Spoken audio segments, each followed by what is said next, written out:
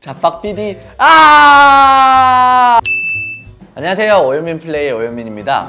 오늘은 제가 자빡 PD 하긴 한데 먹방을 한번 해보도록 할 거예요. 이 명랑 핫도그 11개 전 메뉴를 다 준비해봤는데 11개를 구매하는데 2만원, 굉장히 저렴한 가격 아닙니까? 11개 전 메뉴를 다 샀는데도 2만원이면 살 수 있더라고요. 약간 이렇게 감자 있고 안쪽에 치즈가 들어있는 건 모짜 메구마 핫도그거든요. 먹다 보니까 갑자기 힘이 나왔어. 자, 그럼 이 치즈와 감자와 햄의 조합, 검은빛이 도는 게 먹물 관련된 핫도그 같긴 한데 아까보다 치즈가 더 많이 들어있어요. 이거는 치즈 향이 그냥 확 나네. 저 밑에 그럼 튀어나온 이 소세지 부분도 한번 먹어보도록 하겠습니다.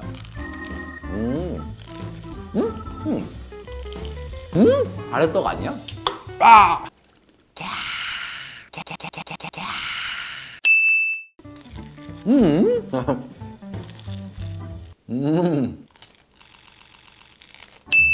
여러분, 제가 이렇게 먹는 걸 보면서 나도 폭식하고 싶다 라는 생각 혹시 드셨나요? 저는 한 번도 먹방을 보면서 사실 폭식하고 싶다는 생각이 든 적은 없는데 최근 이러한 문제들 때문에 화제가 됐던 게 있었죠.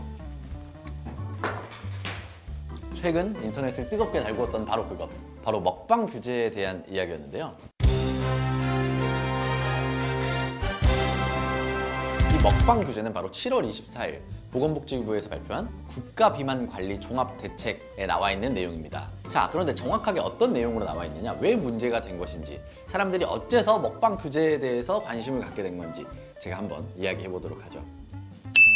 복지부가 발표한 보도자료에는 폭식의 진단 기준을 마련하고 폭식 조장 미디어, 광고에 대한 가이드라인 개발 및 모니터링 체계 구축이라는 문구가 적혀 있습니다. 바로 이 문구 때문에 사람들이 먹방 규제에 대해서 관심을 갖게 된 것이죠. OECD의 자료에 따르면 우리나라 인구의 고도비만 비율은 한 2016년을 기준으로 5.3%에서 2030년에 9%까지 증가할 것으로 보인다고 보고하고 있습니다. 특히 남자 아동 청소년의 비율은 26%로 OECD 평균인 25.6%를 웃도는 수준입니다. 즉, 지금 문제인 것은 청소년 비만율이 높다는 것이 문제가 되고 있는 건데요. 이것 때문에 바로 보건복지부에서는 이러한 발표를 하게 된 것입니다.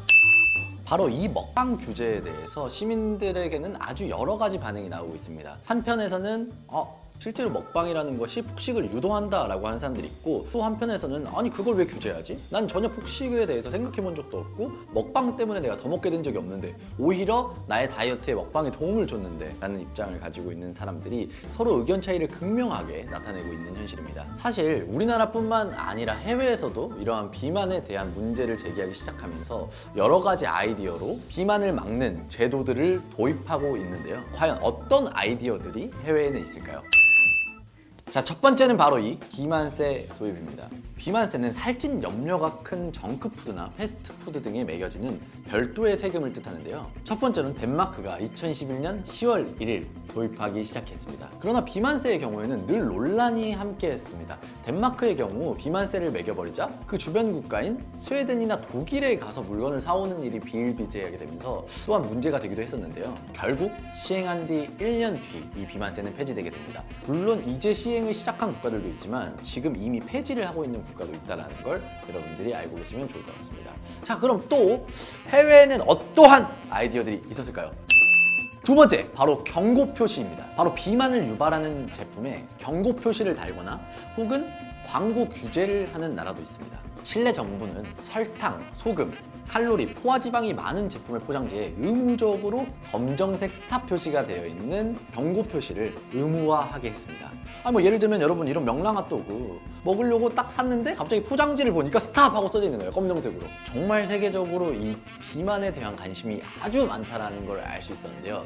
그런데 갑자기 우리나라만 뜬금없이 이 먹방을 규제한다? 사실 이해가 잘 안 되죠? 그런데 사실 이 먹방 규제에 대한 것도 우리가 항상 오해가 있었다고 합니다. 실제로 아까 제가 읽어드렸던 정부에서 발표했던 그 세 줄의 문장만이 사실 이 먹방 규제를 나타내는 유일한 문장입니다. 아까 말했던 복지부의 발표 자료는 사실 10쪽짜리 분량이었는데 그 중에서 한 3줄만 바로 이 먹방에 대한 언급을 하고 있다는 것이죠. 그것 역시 정확하게 먹방 규제를 하겠다가 아니라 가이드라인을 만들겠다 등의 모호한 표현으로 이루어져 있다는 것이 사실 여기서 과대 해석이 일어나게 한 어떤 문제점 중에 하나이죠. 사실 좀 어이없긴 하겠죠. 나는 정말 열심히 이 보고서를 만들었는데 그 단 3줄을 가지고, 그것도 먹방 규제에 대해서 정확하게 나타나는 게 아니라 폭식을 조장하는 어떤 미디어에 대해서 어느 정도 사실 가이드라인을 마련하겠다, 그리고 우리가 모니터링 하겠다 라는 언급을 했을 뿐인데, 이게 이 10쪽짜리를 다 짓눌러버리고 먹방 규제라는 단어만 너무 화제가 돼버리니 사실 보건복지부 입장에서도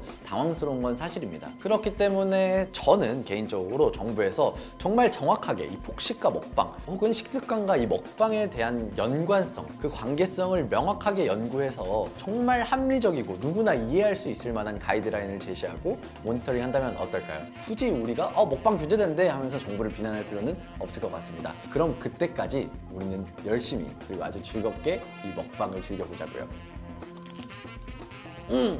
맛있다.